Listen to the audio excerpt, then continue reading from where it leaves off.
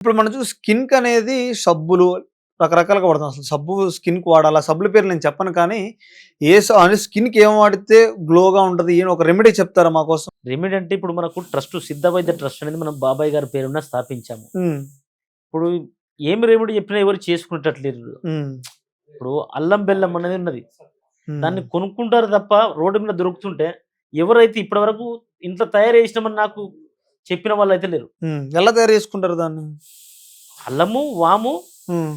మనకు ఈ పట్టిక బెల్లం గాని, పంచదారతోటి గాని ఈ అల్లం, బెల్లం గనక మనం తయారు చేసుకున్నట్టయితే హ్మ్. మనకు పైత్యము, ఒకారం అనేది దద్దుర్లనేవి తగ్గిపోతాయి. హ్మ్. ఈ విధంగా చేసుకున్నట్టయితే. ఓకే. కానీ ముఖ సౌందర్యానికి ఈ ట్రస్ట్ ద్వారా సబ్బులు గాని, షాంపూలు గాని ఉంటాయి. ఇంకోటి ఫస్ట్ ఈ కాన్స్టిపేషన్ సమస్య అనేది తీరిందనుకో ఆటోమేటిక్‌గా మనకు పూర్వము ఒకప్పుడు మనకు 15,000 వరకు వాల్యూస్ అనేటివి శరీరంలోకి ప్రవేశించేటియి. హ్మ్.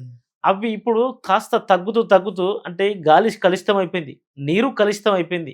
హ్మ్. ఆహారం కలుషితం అయిపోయింది. హ్మ్. అంటే మొత్తము కలుషితంగానే ఉన్నాయి. అంటే హ్మ్. 15,000 ఎక్కవలసిన వరకు వాల్యూస్ అవి కాస్త 4,000, 5,000 హ్మ్. సరే బలవంతునికి ఒక 6,000 వరకు ఎక్కుతున్నాయి భోజనాల వల్ల. హ్మ్. సరే సాత్వికంగా కొందరు ఉంటున్నారు. విరుద్ధమైన ఆహారం తినకుండా కొందరు అట్లనే ఉంటున్నారు కాబట్టి వాళ్ళకు ఒక 7, 8,000 వరకు లాస్ట్ 10,000 వరకు ఎక్కుతున్నాయి. వాళ్ళు ఆరోగ్యంగా ఉంటున్నారు. హ్మ్. మిగతా వాళ్ళు రోగాల బారిన పడుతున్నారు. చర్మం ముడతలు పడడం గాని, చర్మం పైన మచ్చలు రావడం గాని, ఇవి సంభవిస్తున్నాయి. ఈ హ్మ్. వరకు వాల్యూస్ ఎక్కేటువంటిది ఈ అంటే జీవక్రియను పెంపొందించి గనక యేసుకున్నట్టయితే, హ్మ్.